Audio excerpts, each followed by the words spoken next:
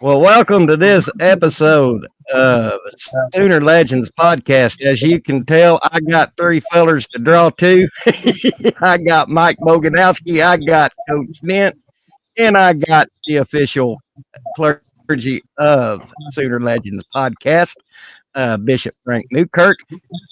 And I'm gonna start this off by having a man who is the man. What is the man? Give us a little pep talk. Take it away, Coach Switzer. Big Eight Conference. For the last 14 years, we win today. We'll have won 11 Big Eight Conference championships. Everybody reading the Southwest Conference, they talk about Texas in the last 10, 12 years has won 2 Southwest Conference. Houston 3. A&M finally won 1 in 18 years. People don't know what it is to be champions. Oklahoma invented it.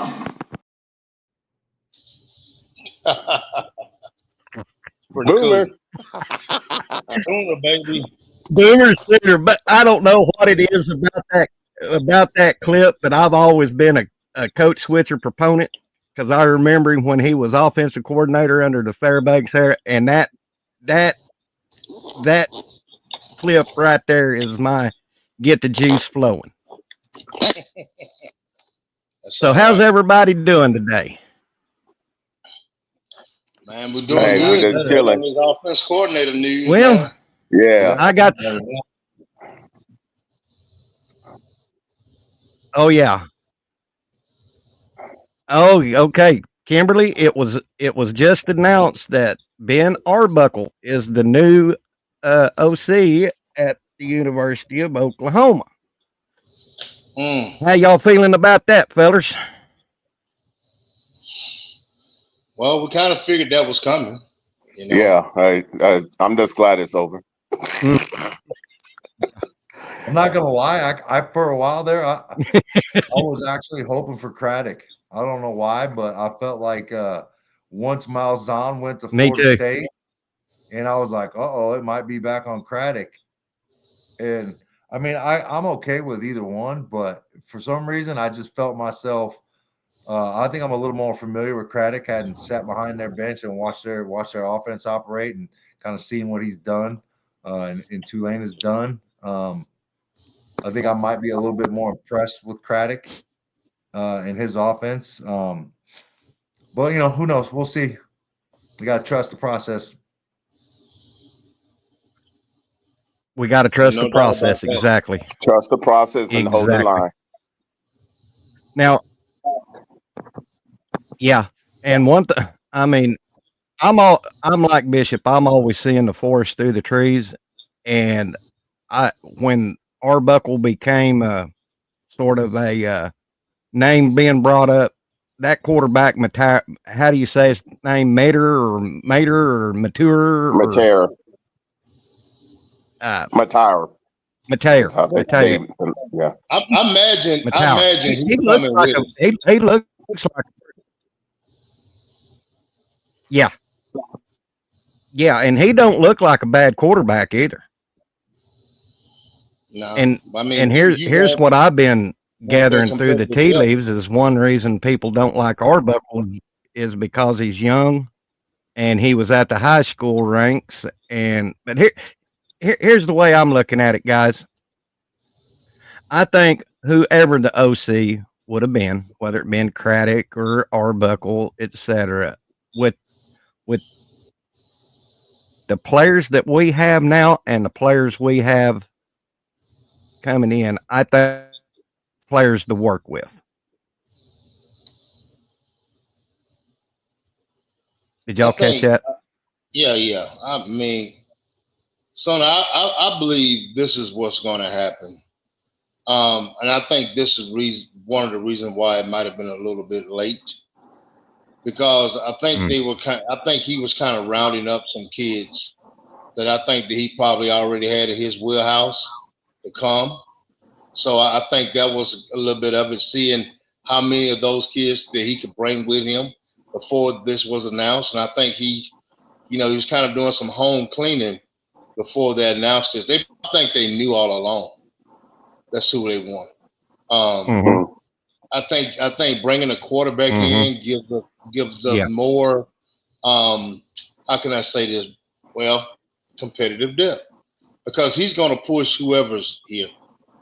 And with him coming in, do we keep both quarterbacks? I hope we do. But and I mean, not saying that he's coming, but I'm just looking at the trend over the last 3 or 4 years. Offense coordinator come from another school. He normally brings his quarterback with him. So, yeah, and I'm going to trust the process. I don't think that BB will be losing his job next year because of this hire. We're just going to have, like you said, Coach Dent, we got to trust the process, trust BB's judgment, because I've said it all along, all season, that we was one OC away from being a top competitive team in the SEC, and I'm going to get,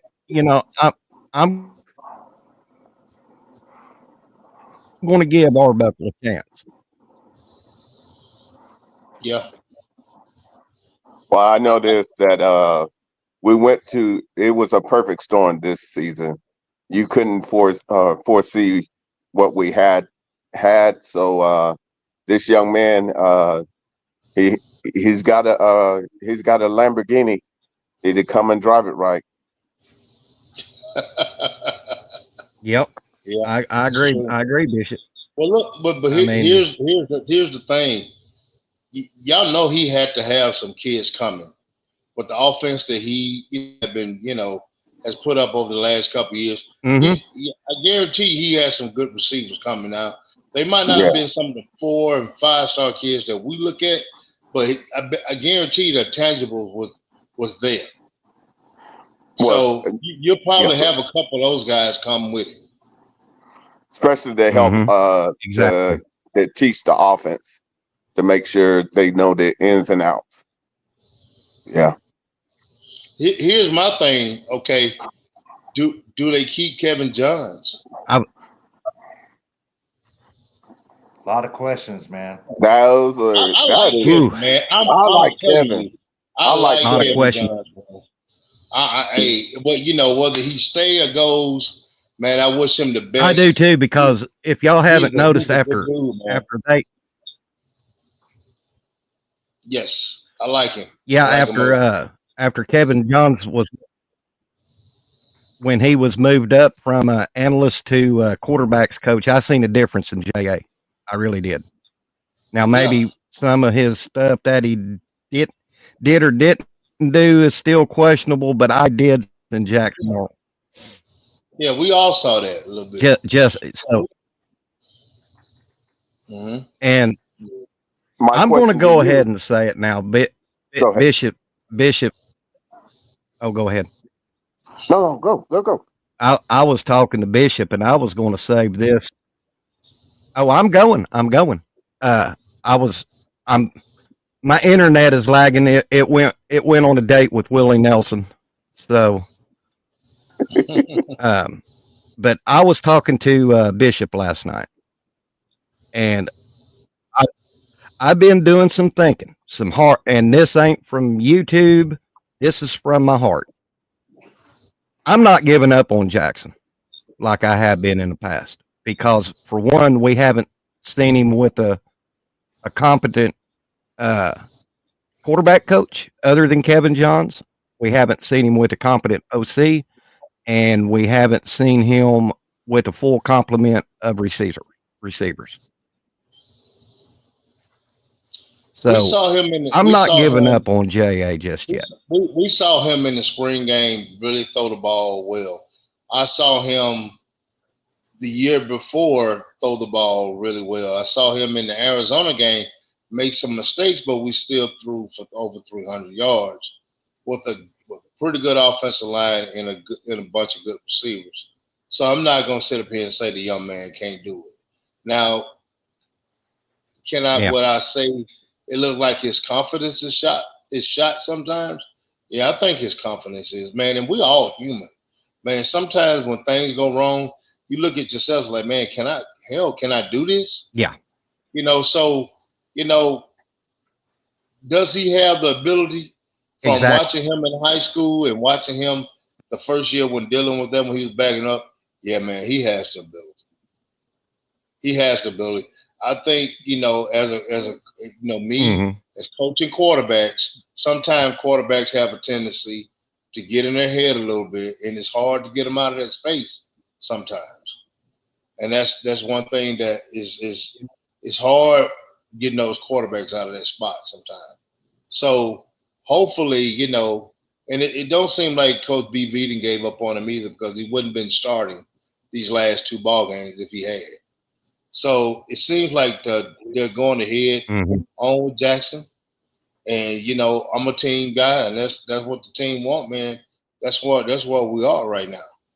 And as for Lil Mike, Michael Hawkins, I think Mike is super talent, but I would love to see them give him his red shirt back, or let him play just enough to keep his red shirt for next year, and whoever comes in, because I don't want to lose that kid, man. That kid is going to be the guy. He's going to be the man. Yeah. He's going to be the man. And I just hate things happen the way it did, man. But, I mean, we were put in a tough situation. Yeah. I think, with this OC hire right here, I think that pretty much, solidifies Jackson jumping in the portal. I think, Arbuckle, he's going to bring in Mateer, and I feel like that's the most likely scenario or outcome, is that Jackson played his last game as Oklahoma Sooner. So if he jump, you think he'll jump in the portal before the bowl game? Yeah. Yeah. Maybe. Yep. I think he was just waiting, man. He was just waiting to see what happened. See who it was.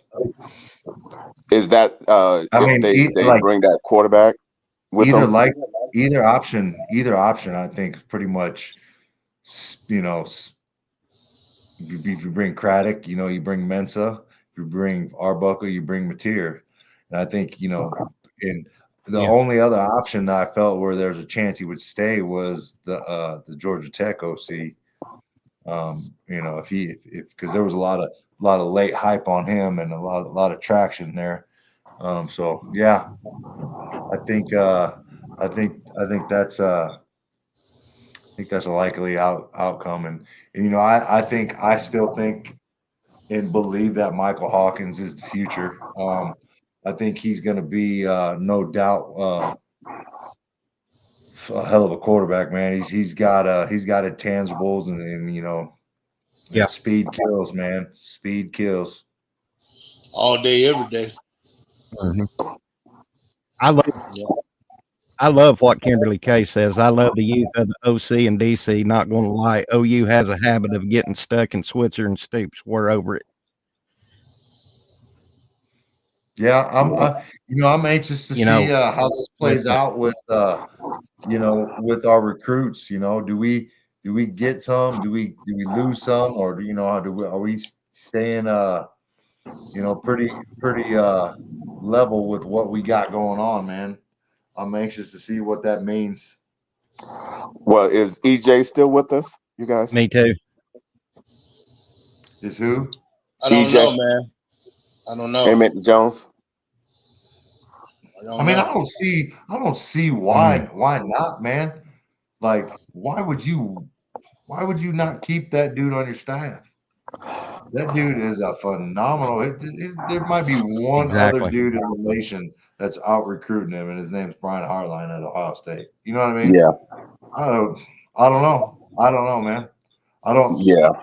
I understand why coaches. A lot of people are looking at this year, but man, I don't care. You can't get 4 or 5 freshmen ready to play in the damn SEC all together at one time. Man, This is not the Fab Five. You're not at Michigan, and it's not basketball.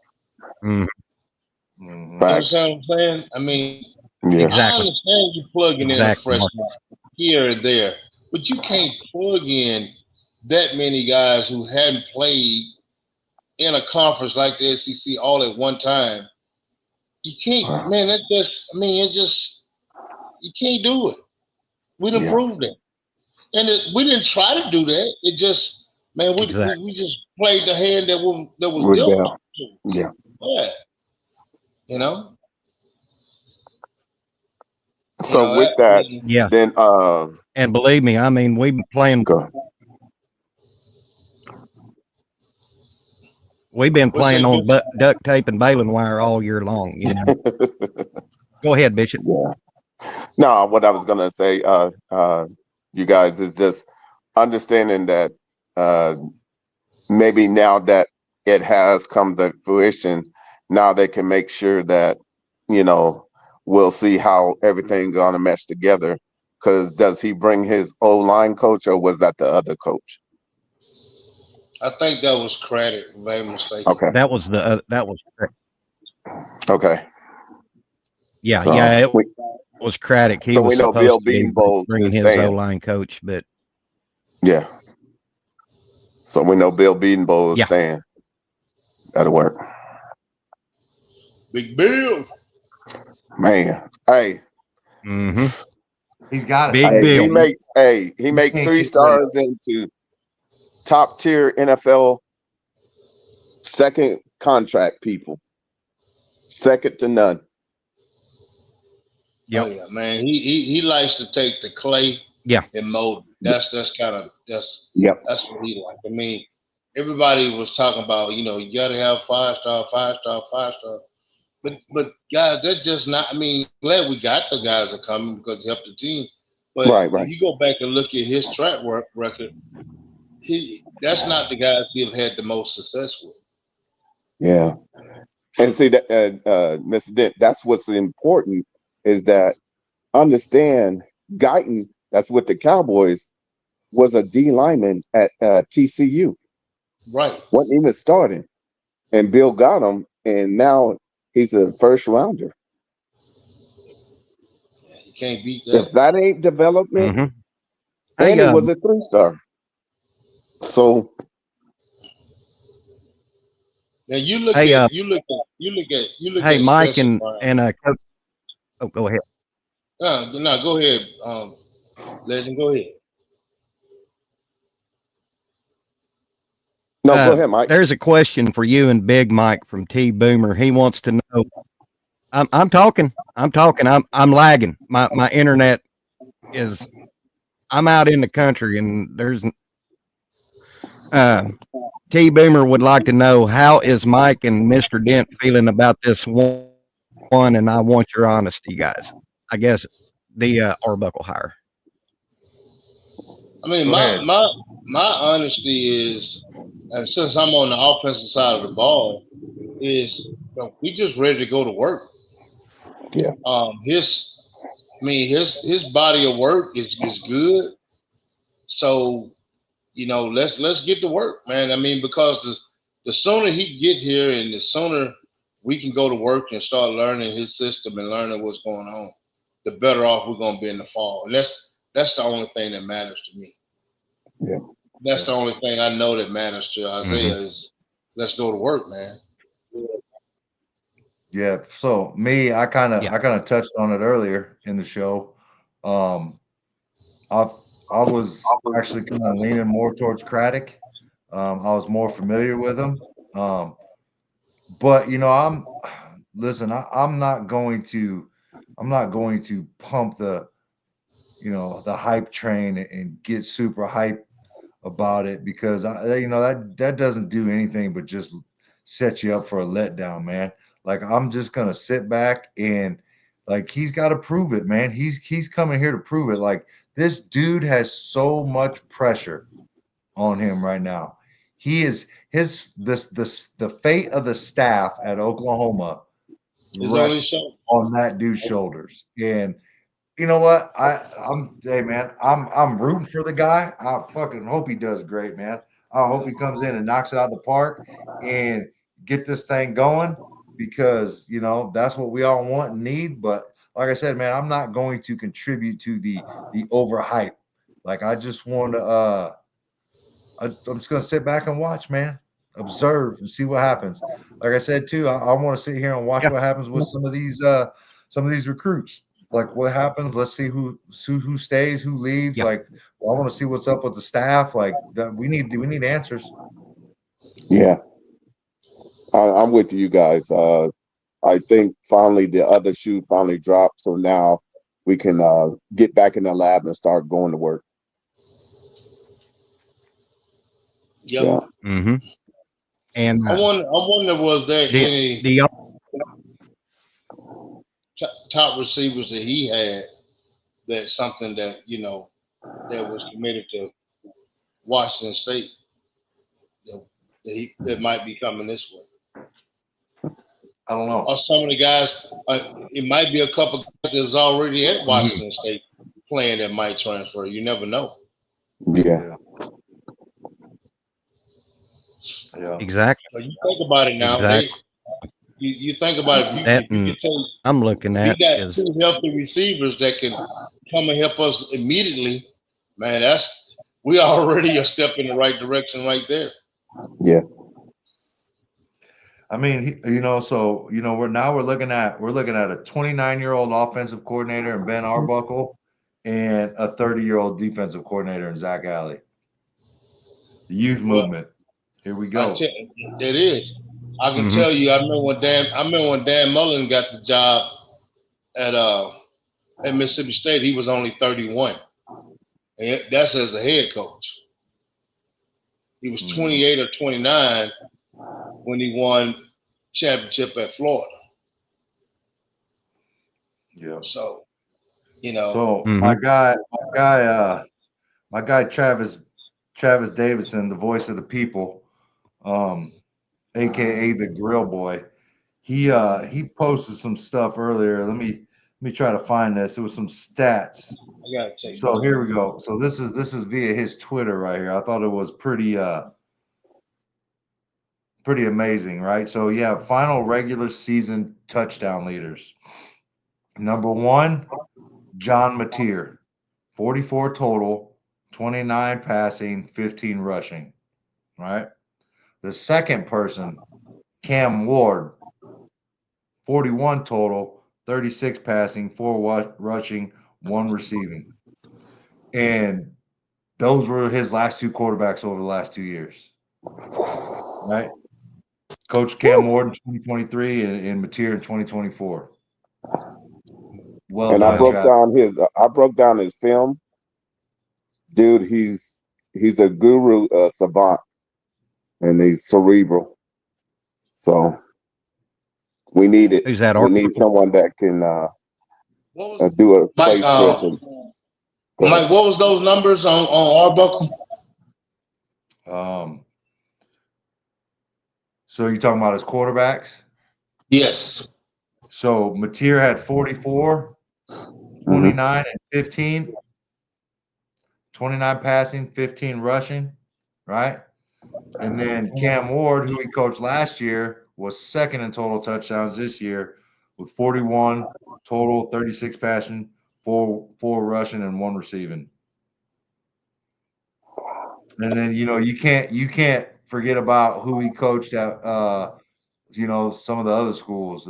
Bailey Zappi, if I'm not mistaken, and they broke some records. I believe is Western Kentucky. If I'm not mistaken. Yes, I forgot about that. Yes. I forgot about that. Yes, sir. Yes, sir. Yep.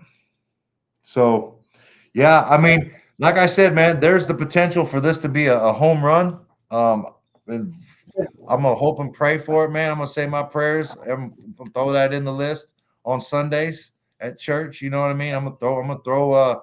Me too. I'm gonna throw it in for old Arbuckle. But check this out, Big Mike. Check this out, man. Mike, what do you think with him getting that job?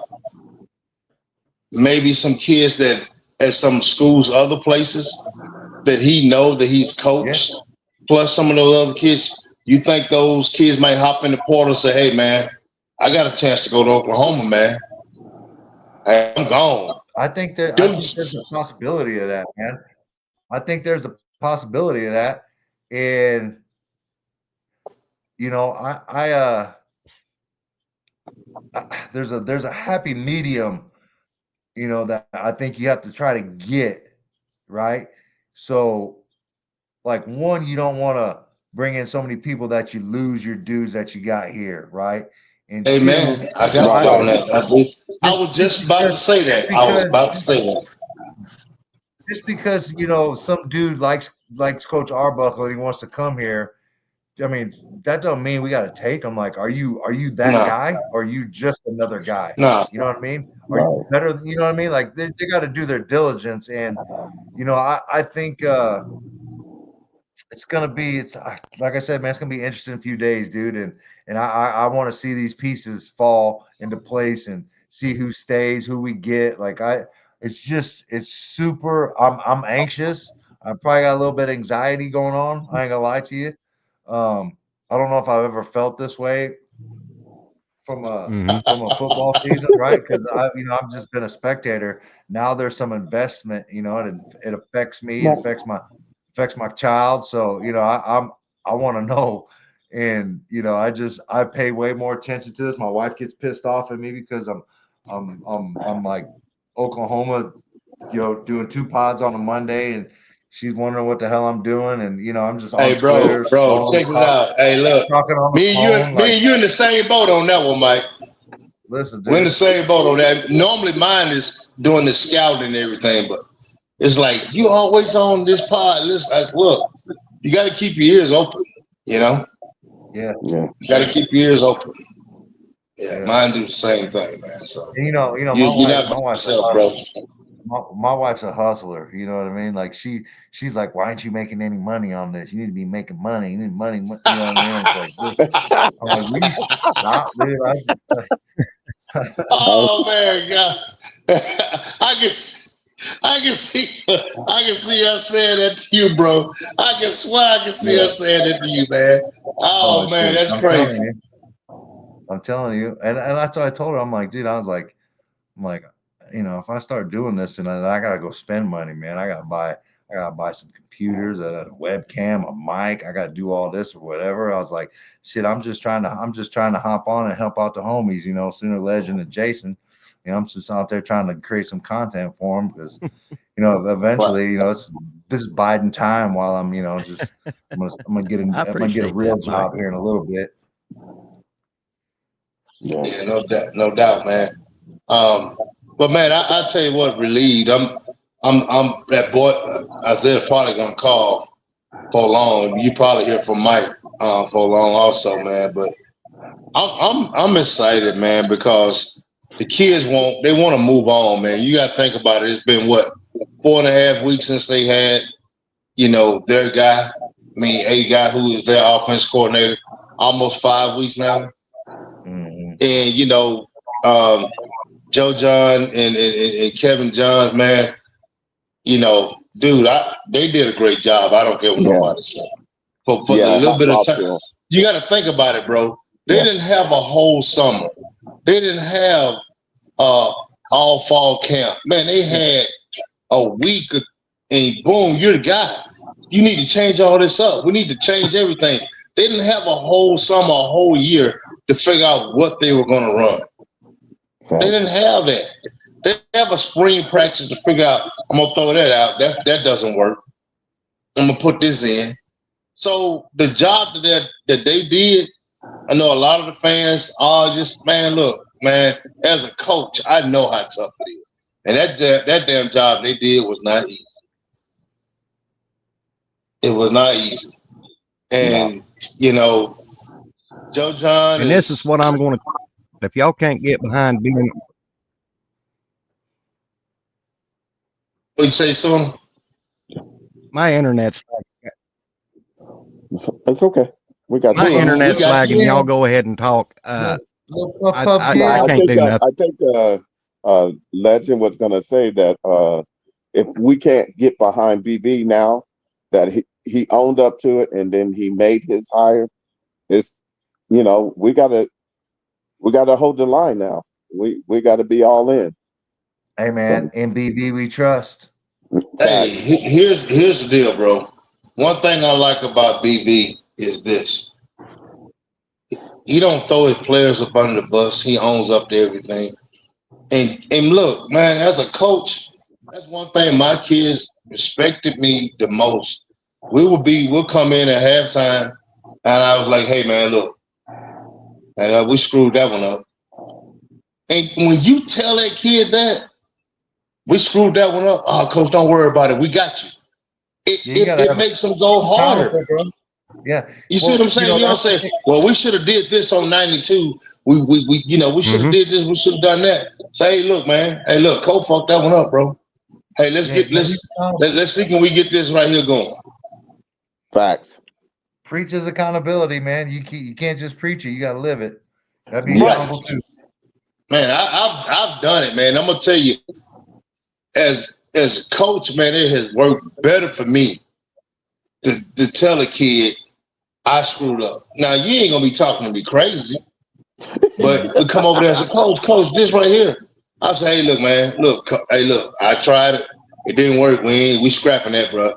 Take that arm back. Take that off. That ain't working. That ain't happening. Let's try something else. And I'm gonna tell you something that a lot of coaches, and I look on the side of arrogance when this happens. If a kid comes to me on the sideline and tell me, coach, 35 is open, coach. We can run 35. And I'm looking at what front they're in. And I'm saying, okay,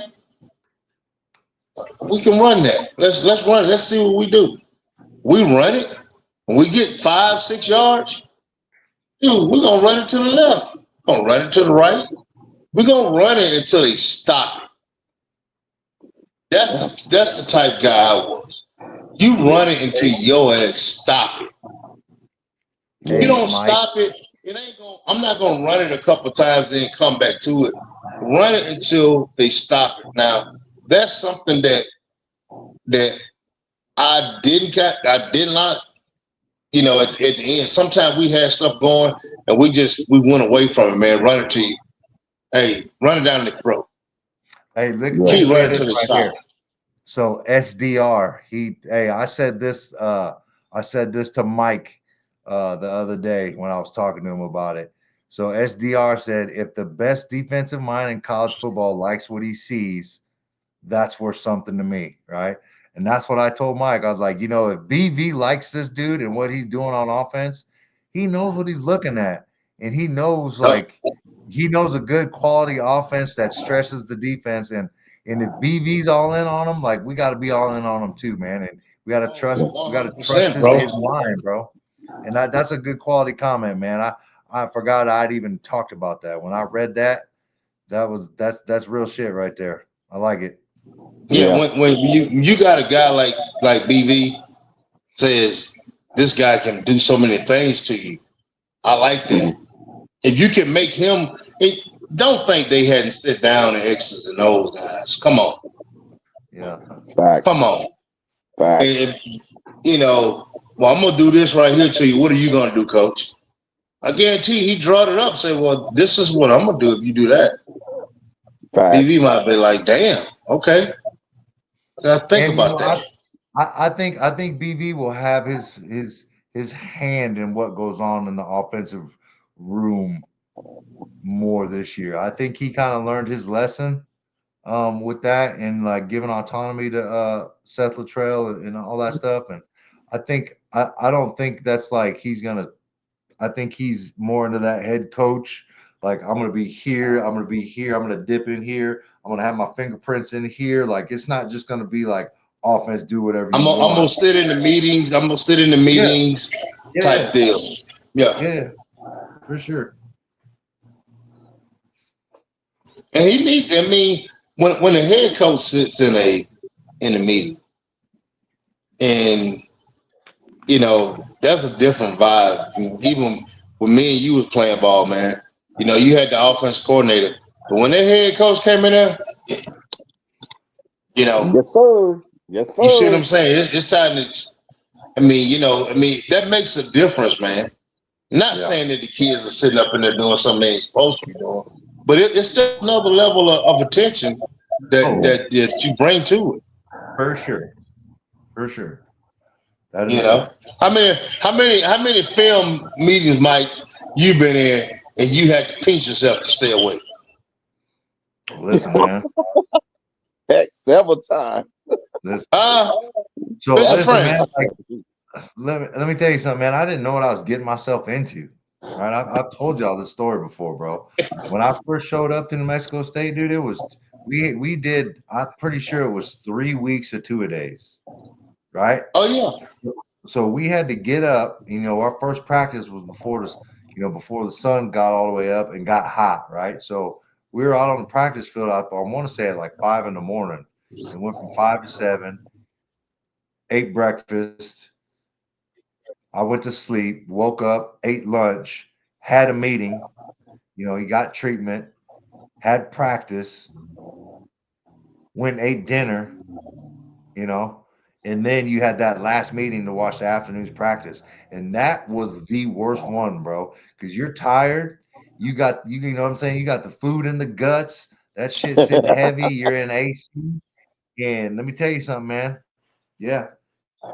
It's real. Man, Real. You're right about that, man. I know sometimes people don't realize the smaller schools, man, it was actually tougher at some of the smaller schools than it was at some of the bigger schools. I played at an HBCU back in the 80s.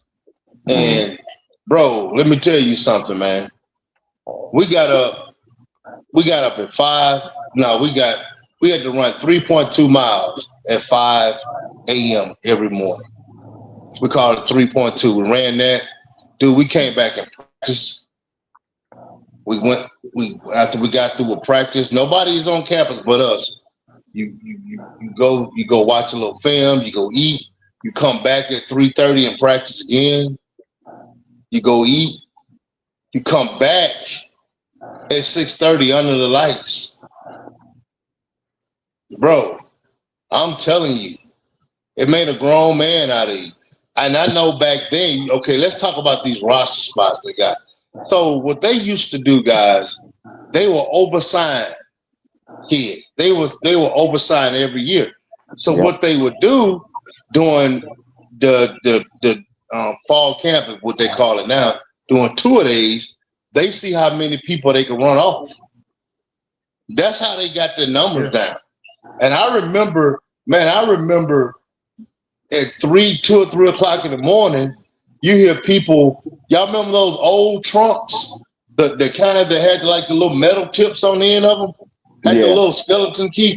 Dude, I remember kids dragging those things down the hall because they didn't want nobody to see them leave. So they called their parents to come pick them up. They came and got them at night.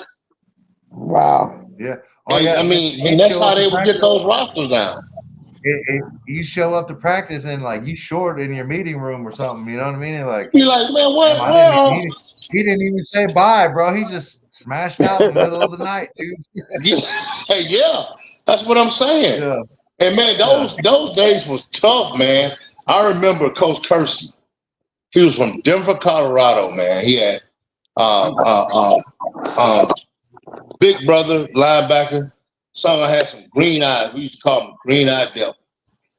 And Bishop Frank, this is no joke, man. All right. John Theory played with me. He was a first round draft pick with the Bears. Like the 9th pick or something like that. And man, John was about to die. It was one of those night practices, Mike. And John about to die, man. He was like, Coach, I can't make it. So Coach had a water hose, and he clamped that water hose where, you know, when he opened it, water just shoots out of it. So John was trying to get up, man. Every time John get up, man, he throw that water hose on him, man. And John like, Coach, I can't breathe. I can't breathe, Coach. I can't. Coach, I'm gonna die. He said, no, you ain't. You ain't gonna die. He said, if you do, it's a good day to die. Anyway, he said, well, John, I'm gonna let you up, but I want you to make a decision. And John was like, waterboard his ass. Yeah, that's what he was doing. He was waterboarding him, bro. And he said, John needs you to make a decision. He knew John had the potential. He said, today you make a decision whether you're gonna be a first class bitch or a first round draft pick. Hey, Dude, that happened. facts. That happened. You speaking Dude. truth. Hey, John, hey, rules and shit. all that water coming. I've never been watered like that, man. All that water coming on his face.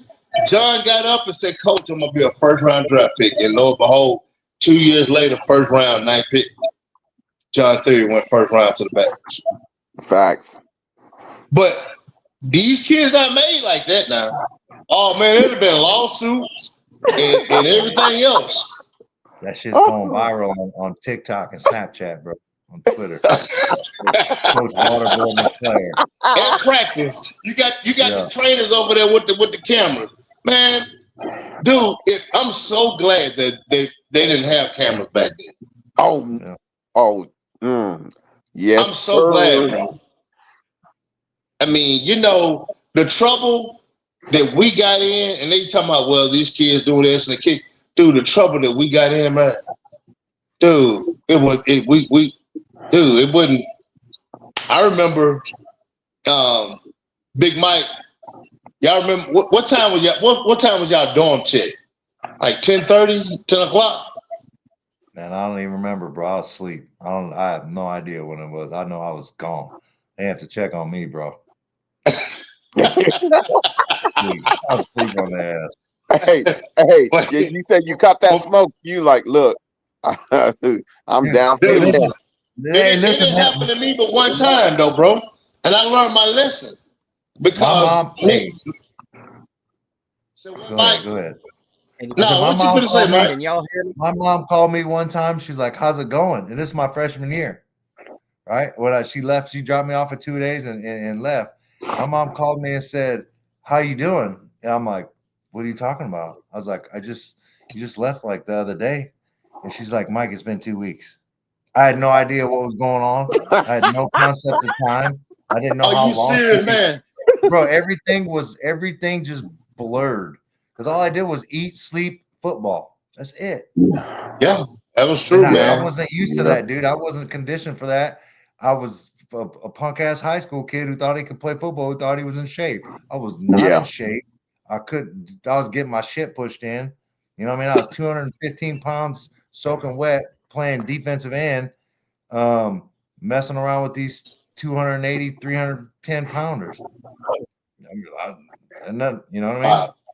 Yeah, man. And see, here's the thing, man.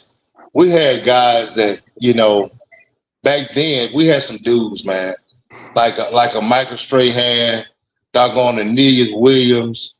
Played against some dudes, man. And those were the type guys back then that you had, because in the 80s, man, the Jackson State and Alcorn was actually putting out more NFL guys than Ole Miss and Mississippi State were. A lot of people don't know that, but that was the facts, And right. I remember going down there on Bishop, man, and so I called myself, ended up going to the infirmary because my blood pressure or something had got up. So, man, I went to the infirmary, man, and got a little excuse. And I brought that excuse, man, back.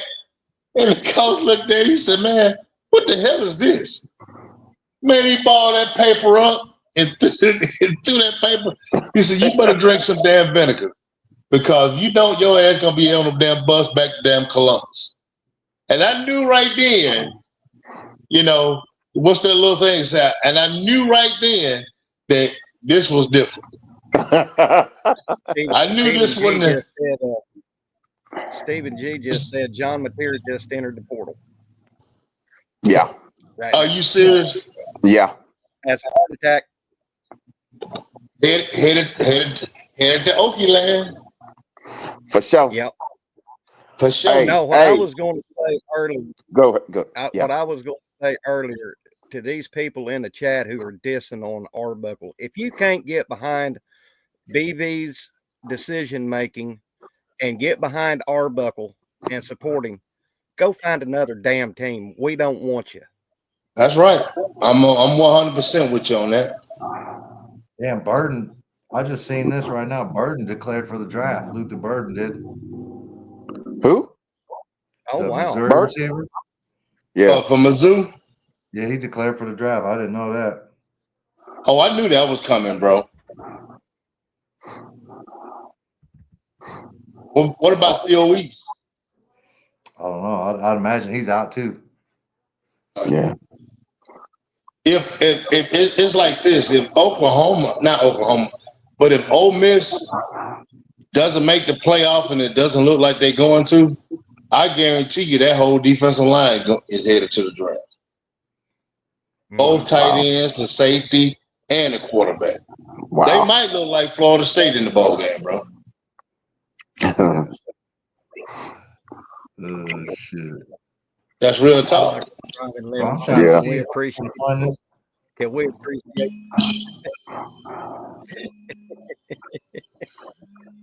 damn Ryman Lemon? Can we just appreciate the fact that our new OC has a mountain range in Oklahoma? Hey, this is Isaiah calling me now. Okay. Yep. Well, he hasn't entered the portal. You know what? What I'm seeing it says he plans to enter. Oh, okay. Oh, okay. So he has. Okay. Yeah, well, that's why we got to be. Got you, Big Mike. Yeah, I think it's happening. I think it's happening. Yeah. But yeah. And what I was going to say, that I did a WRE of Washington State, and that quarterback is nice. He reads defenses. Hey, Mike, I got to get right back with y'all. This is Isaiah calling me about something. I'm going to hit you right back. Go ahead. All right. Okay.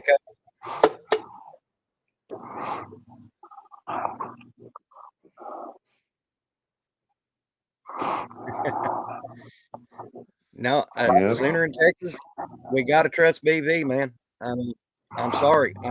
I'm supporting Arbuckle. He's apparently Brent seen film that we haven't seen. He said all the right things. Brent probably had an extended interview with him with different plays and how he would approach said plays through the season, and Arbuckle probably checked off all of Brent's boxes.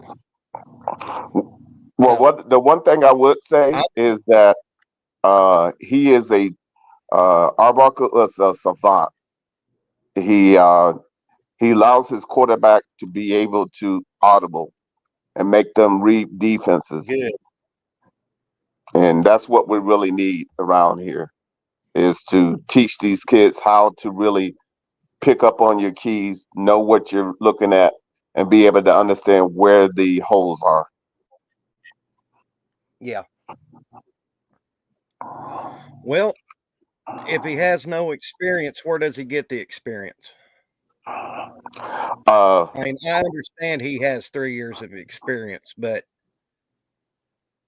remember Allie, the last year's hire for DC? It sure turned out pretty good for us. Sure did. He was at Jack State. Hey, I ain't got no problem. Just as long as they go to work and these kids, buy all the way in. That's the main thing, is let's buy all the way in and let's trust the process and let's go in the lab with them, because they're going to need our support. Yeah. I'll just tell you now, Bishop and Mike, I'm bought in.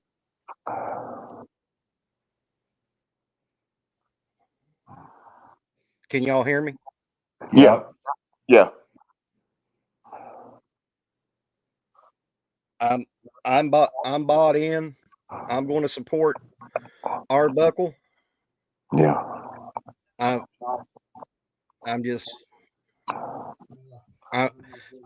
been saying it all year long. even a mediocre offensive coordinator last year with, I'm not going to say mediocre, but a mid-range OC could have coached our offense a hell of a lot better this year. And Mike Arbuckle is far better than what we've seen. Yeah. These kids are going to enjoy his offense. His offense is electrifying. Not only that, depending on who he brings, that can actually help the fellas to gain a greater insight on it. This puts us that much further ahead come next fall. Right. But we know SEC is a whole different ball game. But gosh, y'all's already wanting to throw the baby out with the bathwater. Stop it. With that bathwater, bro. I mean, good Lord. Drinking their own bathwater, throwing the baby out with the bathwater. Yeah. Already saying we're going 3-9 next year. Good Lord. Well, you know what? Hey, all I know is we went 6-6, and we didn't have an OC, and our quarterback coach was an analyst, and the other one was calling in plays. Mm-hmm. And we went 6-6. Yep. I just say. So Bishop, what? Go ahead. What style of offense does Arbuckle run? He's almost like a run and shoot or a RPO, but he loves to run downhill with his backs. He's pretty balanced. Yeah. Does he like to stretch you out vertical down the field? Oh, hey, I will tell you this. Remember the concepts that LR, and I use that very in air quotes. Remember those combination routes? Yeah. They're coming back.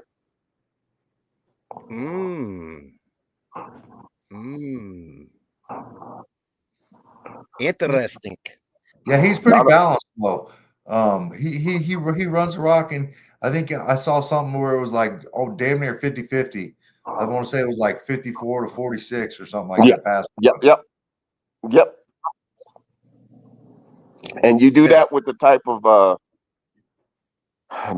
of players we have.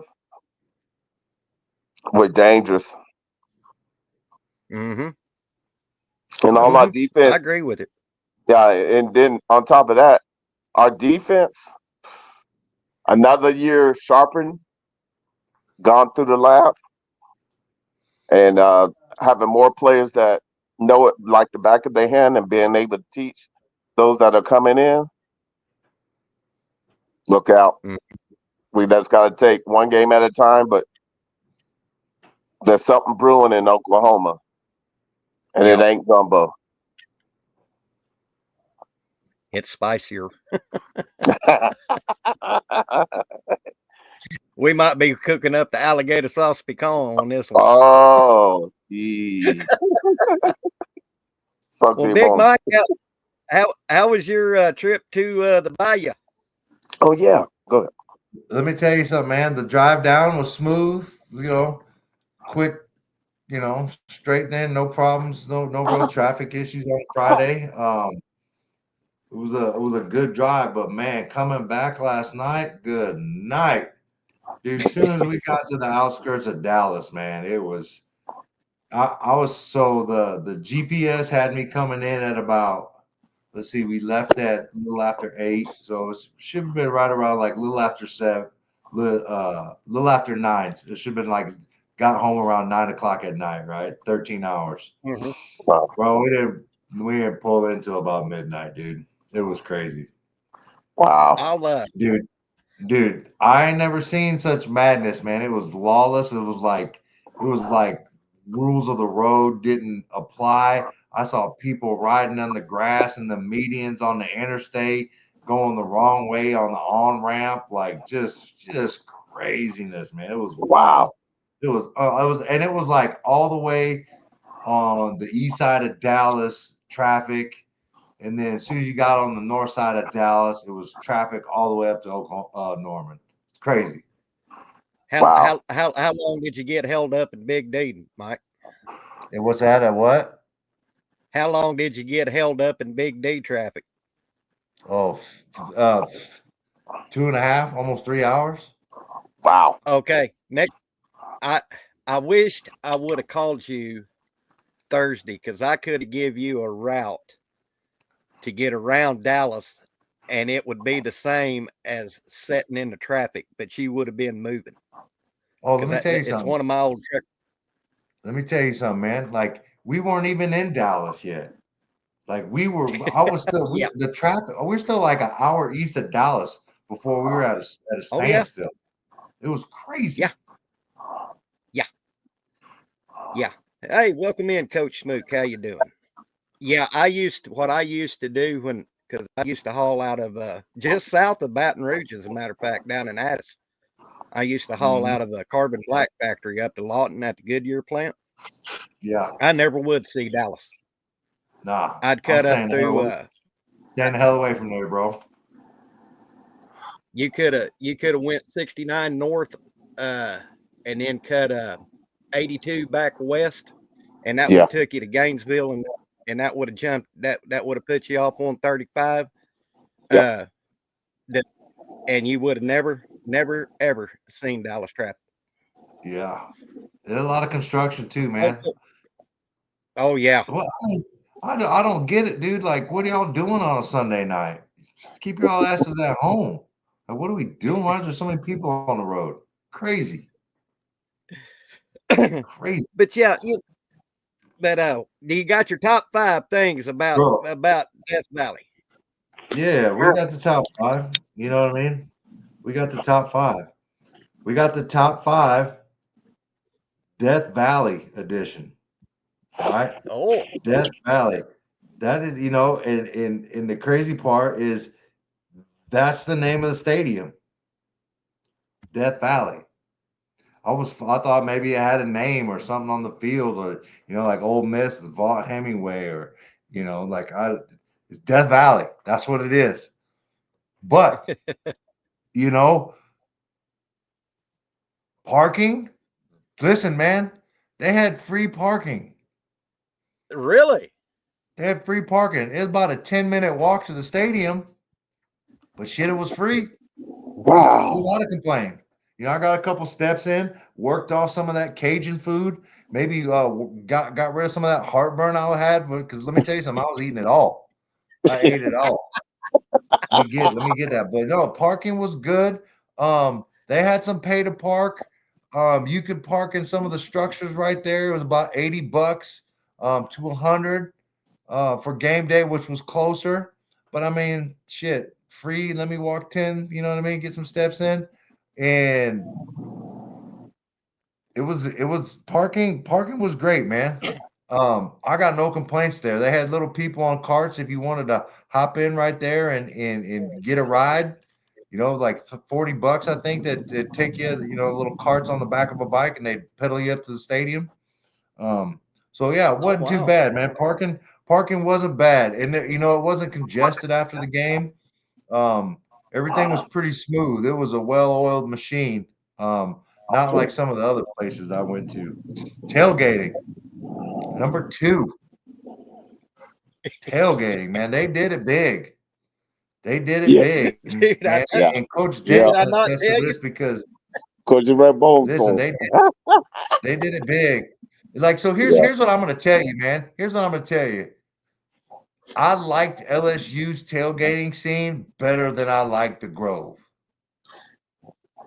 It was more of a party. It was more of a party atmosphere. Like the Grove, like there was a lot of shit and people there in the Grove, but it was I don't know, man. It just wasn't really turned up, right? Like soon as we pulled up to the stadium, dude, there was tailgates with big ass sound systems, like just blaring music, man.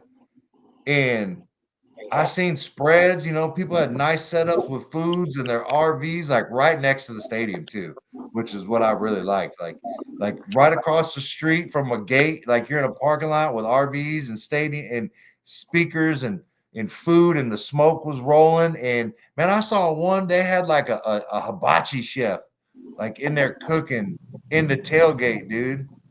Like he had on his little white outfit, a little hat, and he was getting it in, man. And people were partying, man, and they were doing their thing. And that was like the south end, right? So after after the Oklahoma players come in the gate around 4 o'clock, we walked up to the north end to see what was going on up there. Man, they had like a full blown concert up in that thing. I don't know who it was or what was going on. I couldn't see. I could just hear it. They had all kind of cool stuff set up for you to do. Shit, that Mike the Tiger exhibit was pretty sweet. But I was impressed with that. Got some cool pictures. He was up and walking around, checking everybody out. The kid loved it. But yeah, that was they were partying, man, and I appreciated that. I really appreciated the outside atmosphere. The tailgating was it, man. That was probably the best tailgate scene I've seen all year. They did a good job, man. They had it popping. Number 3, the stadium, right? The stadium. It was big. For some reason in my head, I felt like would be bigger, but like I'm not saying it wasn't big. Like the shit was big. The stadium was big. Underneath, like the walkways and the gates, and they had space in there, and it wasn't. I didn't feel crowded. Like after going out, like the quarter to go get a drink or something like that. Like you weren't like shoulder to shoulder bumping, man. It was wide open, man. They had so much, and I'll get to that, but yeah, it was wide open, man. The stadium was nice. I thought their sound system probably could have been a little bit better. I was looking forward to really jamming to set it off by a little Boosie, and then maybe a little Calling Baton Rouge by Garth Brooks. But we jammed that, like it was good. And that was like the highlight of the night. That Calling Baton Rouge come on, man. It was good, man. That was a good time. But yeah, the stadium was nice, man. It was big, like it was high. They had press boxes way up there. I don't know how the hell they even seen anything, man. Them dudes had to have some spotting scopes up there looking down. Well, like binos ain't doing nothing for you, bro. You got to get them one-eye monocular type shits. It was way up there, man. It was the stadium was nice, man. The stadium was good. It looked good. It was nice and spacious. And I'm going to tell you what I really liked about the stadium. You could walk from our section, go down on the field level, right? You got on the field level, and they had like a little gate or like a little retaining fence right there, right on the back of the end zone, where you could just sit, you could walk right down there and, talk to the players, talk to anybody. Like you were right down there on the field level. And I thought that was really cool. I'd never really seen anything like that in a stadium, but I thought that was really cool. How they allowed you access down on the ground level. Thought it was cool. You got to go down there and talk to your kid while he was warming up, say what's up to a couple press people or whatever. And, it was just a cool feature that I hadn't seen. And I thought it was really cool. Here we go. The atmosphere. The atmosphere in the stadium, I don't think it was what it could have been. Right. It wasn't a sellout. The stadium wasn't full. The upper deck, was sprinkled, and that far side over there, there was some open areas. They were a little Yes, it is. I don't want to say that they weren't too lit, but it took them a while to get started. I think once they returned that punt or that kickoff, when they returned that kickoff, the atmosphere really went up. Gotcha. changed. But I don't think it. I'm gonna tell you something right now. The atmosphere in Norman for the Alabama game, like nobody's touched that. Like no other stadium has touched that, in my opinion. Wow. It was super loud in there. I don't know. It just the atmosphere in there was cool, and I expected more. Maybe my expectations were too high, based on some videos that I saw. But it was I thought it was a cool atmosphere, man. I thought it would have been better. I thought it would have been a little bit more I thought the fans would have been a little bit more interactive with what was going on in the stadium, and it just kind of they needed something to wake them up. You know what I mean? Right. They needed a big play, and they got it on that return. But yeah, the atmosphere was cool. Not as cool as I thought it could have been, but cool. Now, for the best part, number 5, concessions. Let me tell you something, man. They had variety, right? They had variety. My son got Chick-fil-A in the stadium. You know what I mean? Wow. They just had a variety of food, man. They had options. And like I said, they had so many options and all over. It wasn't the lines were not long. Like you didn't really miss much, man. You could get down and get what you want. The beer wasn't too expensive. It was normal, about I think it was $12, depending on what kind of beer you got. Like if it was just a domestic or an import, it was like anywhere from $12 to $14 for a tall boy, which is about the going rate. But boys, when I tell you the best part about it is you could get a cocktail. Yes, you can. Yes, you can. Bro, I got double rum and cokes in the stadium. Blew my mind. I'm sitting in the stands. I see this girl walking in. I'm like, she got a little plastic cup, and I was like, damn. All right. And then a guy sitting right in front of me come up, and I was like, is that a cocktail? He's like, yeah, they got mixed drinks right down there. I was like, I'll be right back. You know what I mean? And went down there and got 2 double rum and cokes, drank one down there, right? Before I got up to the thing, so my wife didn't see me coming in double fisting 2 double rum and cokes. She's gonna look at me sideways. But I had to keep it respectable in her eyes. But I did what I do. I like rum. I drink rum. That's what I do. And I couldn't believe it, dude. Why doesn't everybody do that? Hey, look, if I had known that, I'd have kept my little concoction to myself, bro. I don't. If that's the thing, I don't have to smuggle it in. Yeah. Hey, look, I had a whole 2 pints, bro. It's right Well, there. I will give you. I like, Mike, you want to hit? So the thing is it was Louisiana rum, like, right? It was like what they were selling was made alcohol and liquor made in Louisiana. Yeah. Right.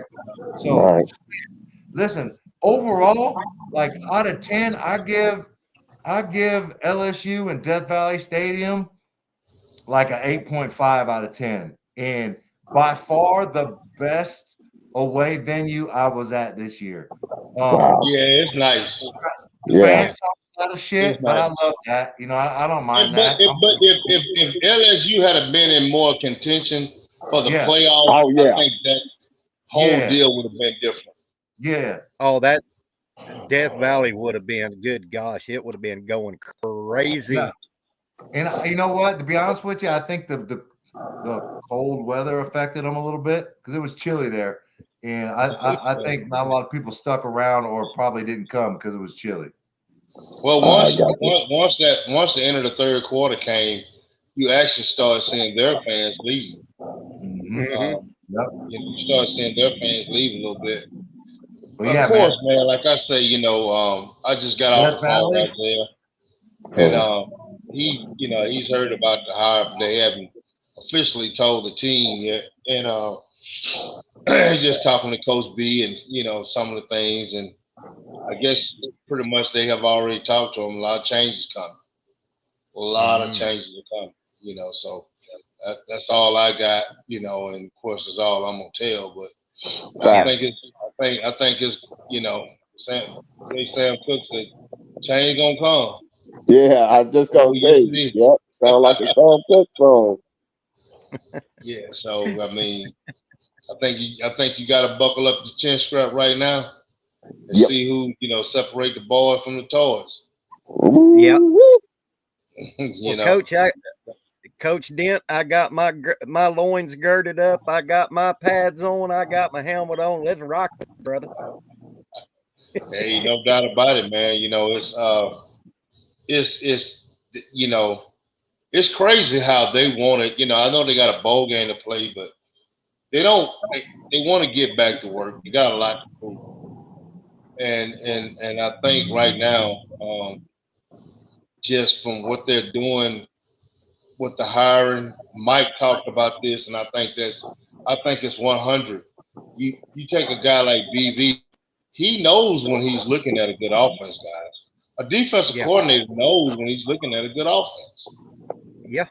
I mean, so for him to make that decision, out of all the guys that was out there, hey, I trust that decision. Talking to Isaiah just a few minutes ago, you know, Coach Beerbo is excited. You know, he's excited. So beautiful. He's not, that lets me know he's not going nowhere. Facts. So, you got Big Bill excited, and he's getting the kids pumped up, and Yep. Now you scared, you better go somewhere else. Let me ask you this, Coach Dent and Mike, you guys are in and out. Listening to you talk during that segment there, Coach Dent, could it be, speaking of that Arbuckle best fit BV system that he might have envisioned for an offense? Oh yeah, no, I mean, yeah. He wants a high flying offense. Mm-hmm. A high flying offense that could put points on the board. Mm-hmm. I mean, you think about this, man. We won 6 ball games, and outside of the blowout, the FCS game, we had the Temple game. But normally, man, we average about 20 points. You know, at that, think if we average 35 to 38 points a game, what would our win-loss ratio be? We'll be in the playoffs. Yeah. If we just average 35 points a game, we will be in the playoffs. No doubt. So, and I tell you what, I'm getting, the more we talk about this, the more excited I'm getting. I mean, yeah. You think if we score 30 points, we beat Ole Miss. Mm-hmm. Yep. We score 30 points, we beat Tennessee. Wow. Now you don't beat Texas, and you don't beat South Carolina. But you just got to think about it, guys. 30 to 35 points. We're in there everywhere. 35 points. We beat Texas. Yep. Yeah. Not only that, what that does for the defense is now they know, without a shadow of a doubt, now they can play looser. They can take because they know that the offense got their back. Yeah, they can dial up some stuff, man. Yeah. They can dial up some stuff that they normally wouldn't dial up. And this is also going to bring complementary football back to Oklahoma. Facts. On all 3 phases: offense, defense, and special teams. We will. Yeah. We'll probably see more complementary football with Arbuckle and what we have that we're going to retain on staff, and what we got going forward next year. Here's what I will say. Go ahead. Here's what I was gonna say is that when I did the WRE, Grayson Holton is ahead of schedule. You guys, He's a dog. He bro. is ahead of schedule. His hand technique of being able to fight with his hands, he's elite. Let me tell you, he's elite, and he doesn't even have a clue. He hasn't even scratched the surface of what he can do. What is he classified as? He'll be coming up on his senior year, right? Yeah, his senior year. I'm sorry, senior year. Yeah. He got violent hands, that's for sure. Yeah, that's what I was saying. And that's huge when you're playing in the line. You got to have violent hands, and him and Dominique. Whew, wow. But man, I'm gonna tell you a kid that I saw, and I don't know, what the situation is. I just think it's just depth, because I think he's a really good football player, and that's a kid by the name of Marcus Strong. Yes. My God, I think Strong is just buried with depth right now, and I think he's gonna be a kid that's gonna help us next year also. Nigel Smith. Don't forget about Nigel and I haven't forgot about Nigel, man. And Danny Okoye. Yeah, Darnell Okoye. Oh my. And I tell you what, guys, I've got to see 4 games this year with this up and coming guy we're going to be signing from Weatherford, Oklahoma, in CJ Nixon. Guys, when I say he's a him, he is a him. He's an H-I-M. Yeah, he's good. He's good. Hey, and you got Newcomb coming back.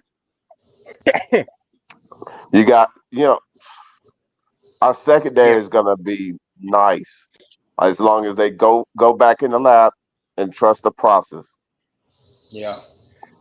I want all of these BB haters to come back to me next year after Arbuckle has the time in this system and let BB do his thing on the offensive line. And I want these haters to come back next year and tell me why they wanted BB gone this year. Gonna be nasty, bro. It's gonna be a nasty thing. Because now Big Bill can do what he wants to do now. He's not pigeonholed, for lack of a better term. Right. Bill's gonna be cooking next year. I look for that offensive line, and not just because you're on the show, Coach, but Country Dent, Daniel Akinkumene, EPL, them guys, shit. They're gonna be making pancakes and eggs this year. I believe Bro, it, man. Did you know what I like about that whole class? They are nasty. Yeah. They play the game the right way. Oh yeah. They play the game the right way. They want to finish blocks. Mm-hmm. And I love that. Yeah. So they are an athletic bunch. Facts. And I believe that's something that you gotta have to be a great offensive line. I believe you have to be athletic, and still got some guys that I feel like some of the younger guys are gonna push, and some of the older guys might say, "Hell no, we ain't having that." So iron sharpen iron. Say it again. Yep. Say it again. Sharpen iron. And I always say that, don't I? Yes, you do, Bishop. So man, I'm gonna have to get off here. My wife finna get off. We're gonna grab something to eat, man. I've been dealing with some heat and air conditioning units all day long, man. This thing is about to drive me crazy. Well, listen, Coach Dent, I've got your number. Anytime when I go live with Mike or Bishop, if you want to jump on, I will send you a link. You're part of the family now. You've made an appearance on the show, so you're part of the family man, I now. appreciate you guys, man. All right, man. You, Coach, yep. No problem. And that was Coach Dent. You can find him here on YouTube at Gridiron Insights. Y'all go go see that. Marcus is salt of the earth. But getting back to what I was saying, Bishop and Mike, that Big Bill's going to be able to cook next year. He's not going to be pigeonholed. He's not going to be fighting for this. He's not going to be. He can go do. Bill can go do what Bill does best, and that's being O-line coach and a developer. Look out! That's all I got to say. We finna go to work. We're fixing to go to work, and That's it. I am starting to get excited about Arbuckle, and it's like Kimberly Kay brought up earlier today. I like the youth movement. These younger coaches, they will be able to talk to these kids that in their own language, and you know what I'm saying, Bishop. Yes, sir. They'll be able to communicate with them a lot better. So I'm excited. We gonna let Arbuckle cook. Yeah, we're gonna let them cook. We just know that these it's like a breath of fresh air to finally have that final piece in, and now let's make sure everybody else is all locked in, and make sure whoever needs to be added is added, and let's go to work. Let's do. And Mike, piggybacking off of you, I was wanting Craddock. Bishop, you know that for a fact. Yes, sir. Yes, he was. I was wanting Craddock. But what's that old song from the Rolling Stones? You can't always get what you want. Well, I will say this. Those two, Craddock and Arbuckle, you can't go wrong. Yeah. Because they know their offenses and they are confident in being able to bring it across to young men and teach it so that they can be successful. And that's all we ever wanted, is there's someone that knows their stuff, that knows how to make adjustments when needed and keep the momentum going forward. Yeah. And do y'all think he will be coaching in the bowl game? I don't think they can, right? I don't know if he can. Yeah, I don't think he can, bro. T Boomer, from what Dent said, Coach Dent said, look for a shakeup on the staff. Isn't that what he said, Bishop? Yes, sir. He said that change is in the air. Change is in the air, T Boomer. So what? And it's for the betterment. It's for the betterment. Yeah, I think you're looking at the offensives. You're talking about the offensive staff. Yeah, the defensive side, they're a solid lock. And Craig, where Coach Big Bill is definitely not. He's staying. Oh yeah. In fact, he let everybody know he's excited. Yes. When did you hear about that about Beanbo? Craig, he is elated. When we had Coach Den on the show, he left to talk to his son Isaiah, and when he come back on, he said that Isaiah said Big Bill is excited. So, but understand, I'm one of those that I've already told you guys about fire tests. Now that we have gone through it, now is about knowing that we're in a different level. So let's go to work with the understanding that you can't take nothing for granted. You know, that's right. We went through this season for a reason. There's no other team that could have had the type of schedule we had and come out 6-6. You cannot tell me anybody like that. Let me ask you two this. Now that we got Arbuckle hired, I'm not going. I hate to bring this up because I'm not trying not to jinx nothing, because I'm excited about Arbuckle.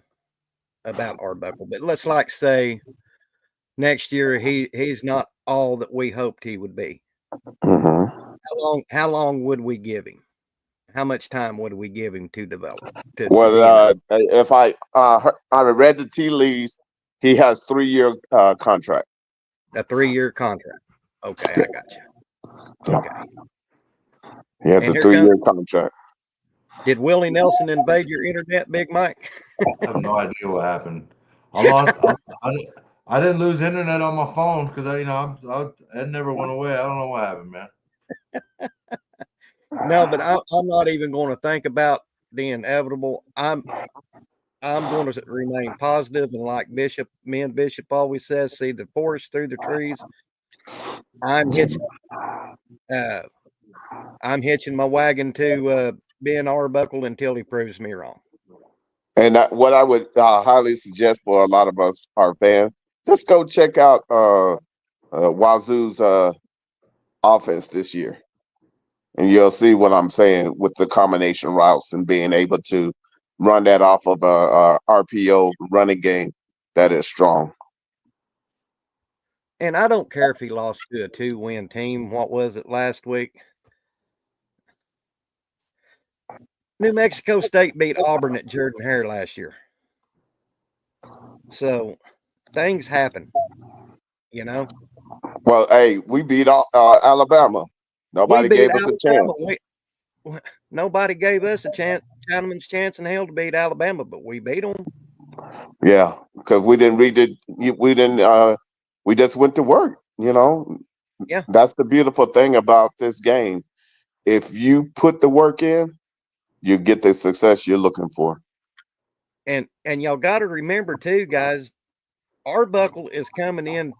He's coming into an offense that's got some absolute stud and playmakers on that offense. He's got stuff to work with. Did he have that at Wazoo? No, but he made do with what he had. Yeah. And now, like you said, Bishop, he's got keys handed to a Ferrari, and we'll see how he drives it. And I say, drive it like you stole it. So anyway, guys, we've been going about an hour and a half. I'm glad that we got to announce the new OC, talk about it, have a visit with Big Mike and his top 5 at Death Valley. So as always, Big Mike, thank you always for hopping in with us on Mondays. You and Bishop. Absolutely. And y'all can find me at Twitter at or X, whatever you want to call it, Okie Cowboy 1969, or you can find me here at YouTube at Sooner Legends Podcast. If you would like, for $2.99 a month, you can become a member to my channel, and you won't miss out on any of this goodness. If you would like to donate to the channel, my Venmo and my PayPal is running across the screen. I'm not asking for money at all. But what your donations goes to, it allows me to keep my streaming platforms intact and how I make my thumbnails. My donations is not, I don't use them on personal needs. It all goes back to my channel. So on behalf of Sooner Legends Podcast, Bishop Frank and Mike Boganowski, we bid y'all adieu. We'll see you again next Monday. This is the legend. Boom Sooner. Throw them down, guys. Boo, y'all. And we'll see y'all later.